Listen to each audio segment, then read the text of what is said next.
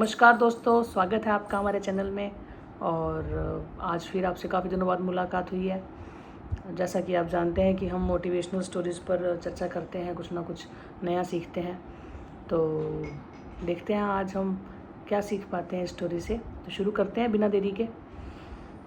सबसे पहले इस चैनल को लाइक, शेयर एंड सब्सक्राइब कर दीजिए और कहानी शुरू करते हैं।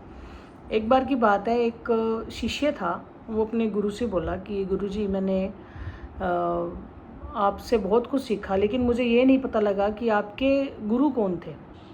आपके गुरु के बारे में मुझे बताइए।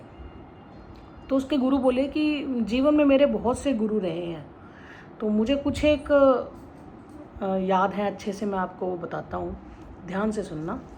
कि एक बार की बात है कि मैं नया नया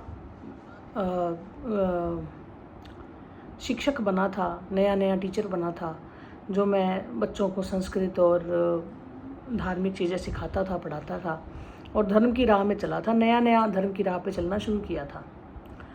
तो मुझे उस चीज़ का बड़ा घमंड था, अभिमान था कि भाई मेरे जैसा ज्ञानी तो विरला ही कोई होगा, मुझे तो बहुत ज्ञान है और मेरे जैसा ज्ञान सबके पास नहीं है।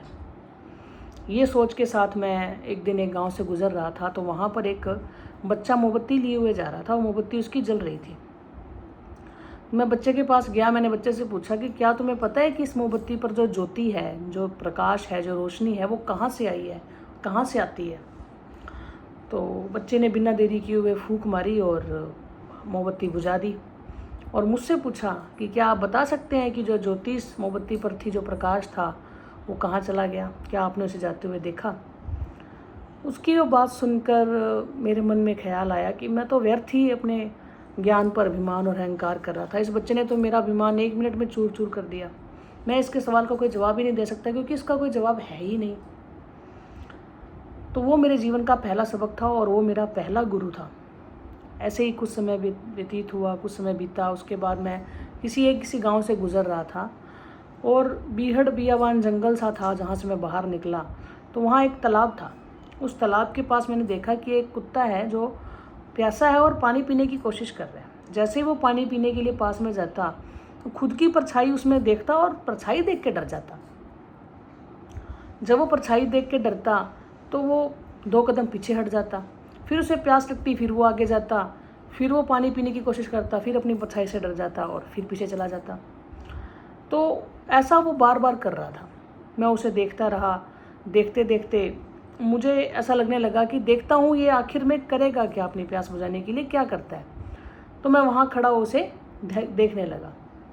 4-5 मिनट के बाद वो कुत्ता जब 10 बार 11 बार प्रयास कर चुका था, तो वो पीछे गया, 2 कदम पीछे लिए और एकदम से ज़ोर से भागता हुआ आया और तालाब में कूद गया। कूदने के बाद उसने अपनी प्यास बुझाई, खूब खुल के पानी पिया और खुशी खुशी वो तालाब से कुछ देर बाद बाहर भी आ गया। तो वो मेरा दूसरा गुरु निकला, क्योंकि उसने मुझे ये सिखाया कि आपको जीवन में बहुत सी चीज़ें हैं जो डराती हैं, आपको महसूस करवाती हैं, डर महसूस। अगर हम अपने डर से जीतने के लिए प्रयास करें तो हम अपने डर पर विजय पा सकते हैं, हम जीत सकते हैं, क्योंकि जीवन में कठिनाइयाँ, मुसीबतें आती रहती हैं दोस्तों। तो फिर मैं कुछ महीने के बाद किसी एक गाँव में गया, लेकिन मैं सफ़र करने में इतना थक गया, इतना मतलब मुझे ऐसा था कि मुझे विश्राम करने के लिए कोई जगह मिल जाए। तो वहाँ पर मैंने देखा कि एक कारीगर दीवार को तोड़ रहा था। मैंने उससे पूछा कि यहाँ पर इस गांव में मंदिर या कोई धर्मशाला जहाँ मैं रुक सकूँ, तो कृपया आप मुझे बता दीजिए। तो वो जो कारीगर था वो बोला कि मैं कोई कारीगर नहीं हूँ, मैं चोर हूँ। मैं इस घर की दीवार तोड़कर अंदर जाके चोरी करने के लिए इस दीवार को तोड़ रहा हूँ।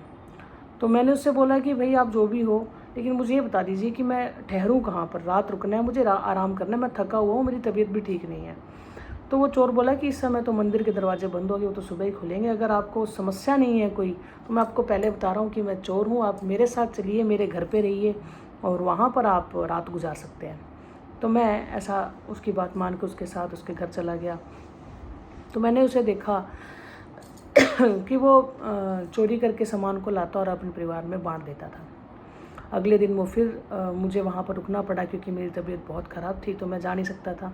तो मैं वहाँ पर फिर अगले दिन रुका और अगले दिन फिर चोरी करने के लिए गया। लेकिन चोरी करने जाने से पहले वो भगवान से प्रार्थना करता कि हे भगवान, आज मेरी चोरी सफल हो जाए, आज मुझे मेरा सामान मिल जाए चोरी का।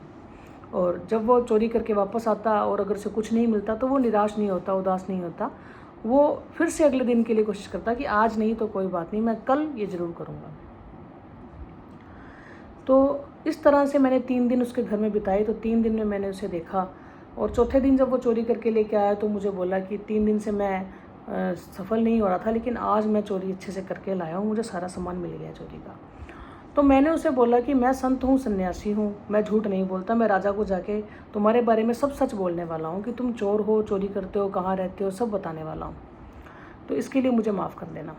तो अगले ही दिन मैं राजा के पास गया और वहाँ पे जाके चोर के बारे में सारी जानकारी दे दी। राजा ने चोर को बुलाया और चोर को एक आखिरी मौका देके उसे माफ़ कर दिया, ये कहकर कि मुझे लगता है कि अगर तुम्हें एक मौका दिया जाए तो तुम एक अच्छे इंसान बन सकते हो, तुम जवान हो, नौजवान हो, हट्टे कट्टे हो, तुम्हें चोरी करने की कोई भी ज़रूरत नहीं है।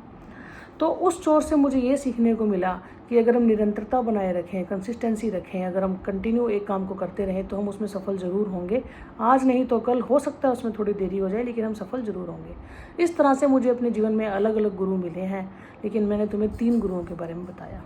तो दोस्तों, इस कहानी से हमें सीखने को मिलता है कि जीवन जो है वो हमारा सबसे बड़ा गुरु जीवन खुद होता है। यानी कि हमारी लाइफ जो होती है वो हमें सब कुछ सिखा देती है, वो चीज़ें भी सिखा देती है जो हम कभी अपने टीचर से, कभी अपने पेरेंट्स से, कभी अपने सिबलिंग से, अपने भाई बहनों से, अपने कज़न से, अपने दोस्तों से, कहीं से भी नहीं सीख पाते।